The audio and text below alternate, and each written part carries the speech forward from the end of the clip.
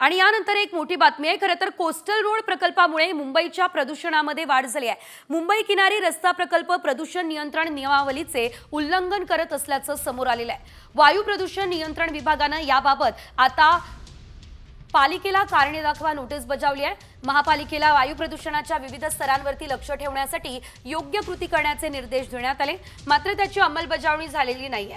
आता 3 दिवसांमध्ये उत्तर देण्याचे आदेश सुद्धा देण्यात आले असल्याचं बघायला मिळतंय। कोस्टल रोडमध्ये प्रदूषणात वाढ कोस्टल रोडमुळे झाली असं सांगितलं जातंय।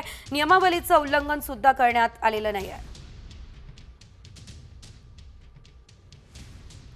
कोस्टल रोड परिसरामध्ये आवरण नसताना उत्खनन करण्यात आलं।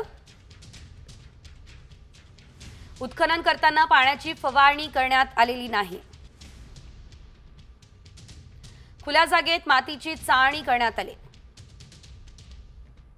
काम सुरू असलेल्या ठिकाणी पुरेशा उंचीचं आच्छादन सुद्धा नाहीये। परिसरात टायर धुण्याची सुविधा सुद्धा कार्यान्वित नसल्याचं दिसतंय।